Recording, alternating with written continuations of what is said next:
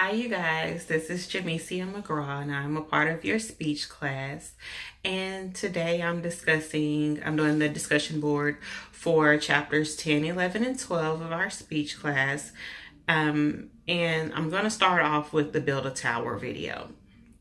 The first concept that caught my attention in the Build a Tower video was when at 2 minutes and 55 seconds when he discussed prototyping and refining, which is what the kindergartners did. So basically, they started with a prototype and then refined it as they went on, instead of trying to go over all of the rationalities with what could happen, how could they possibly build it, trying to find out who was going to be the leader and everything. So that's something that I feel like I could really use in my professional and personal life. Just basically go ahead and try and do it. Just go ahead and do it. And if there needs to be some tweaking done, go ahead and tweak it instead of over rationalizing and thinking about it.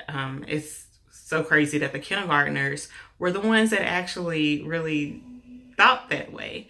And it just lets us know that something can actually be so simple, but as adults, we could probably just make things a lot more complicated than what it has to be. The second concept was when the speaker discussed having specialized skills and facilitation skills together equals success at 4 minutes and 25 seconds in the video. And that was when he was saying that when the CEOs try to accomplish the task with building the tower, they were not as successful as when they used their executive assistants or admins that help them. And that is amazing because it just lets you know that these two people that think differently in the organizations or the companies, when they come together, it actually equals more success. So that's amazing to know, because that is more likely the reason behind successful businesses and companies. Not just because of the CEO, but because of the people that they have behind them. Because you have the specialized skills and the facilitation skills together. So that equals more power and more success. And then going on to the next video that we had, the TED video, Good Leaders. The first concept that I got from this one, it was a really good video. The full video and all, really, I feel like I could use in my personal life with building leadership skills and things of that sort, and recognizing how to become a good leader.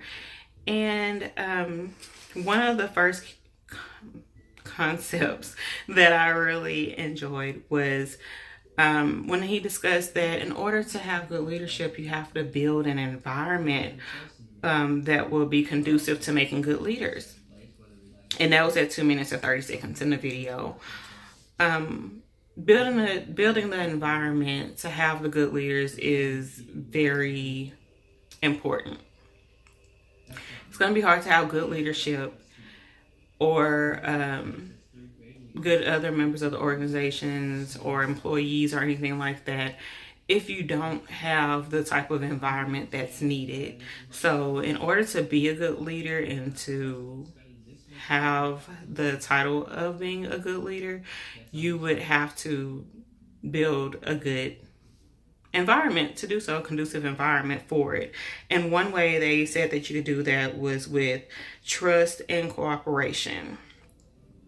When you build the trust and cooperation, you then make the safe zone or safety net. You make the employees more likely to listen to you and trust in you and feel more confident in your abilities. The second component of that really that I really felt helped me was when he talked about the leader sets the tone at 4 minutes and 55 seconds of the video.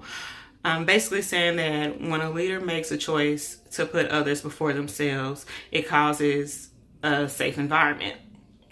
And that's actually a quote from the video, which I definitely agree with. In order to be a good leader, you have to put yourself before others. It's not being a good leader if you're making your team work a lot of overtime hours, let's say, and you work your regular hours every day, 9 to 5, not putting in any extra or anything like that. Being a good leader is making those sacrifices. Stand there with your team, going above and beyond, making sure that they see that you're working just as hard as they are, because then it says, okay, my leader is not just having me do this, they're actually putting in the work too. So then it makes the employees feel more motivated to go ahead and do the same as well.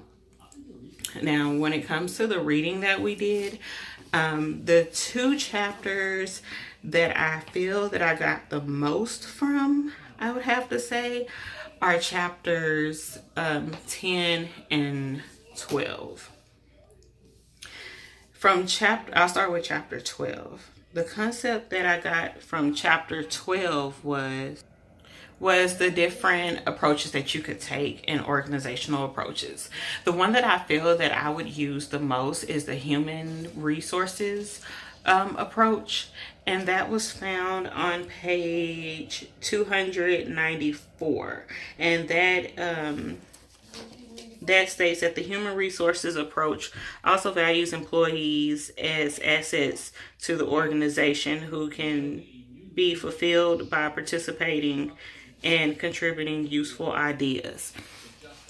The reason why I like that approach the best is because I like to view people as people. I mean, I like the human relations approach as well, but the human resources I feel would be more of my approach working in a group or as a leader also.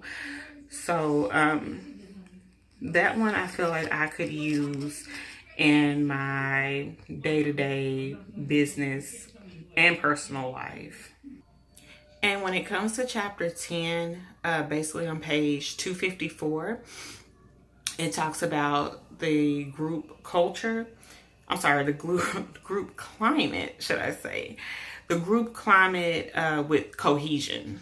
That was something that stood out to me because let you know how the group climate can show how everyone bonds and comes together or more cohesive when they've worked together and accomplished goals.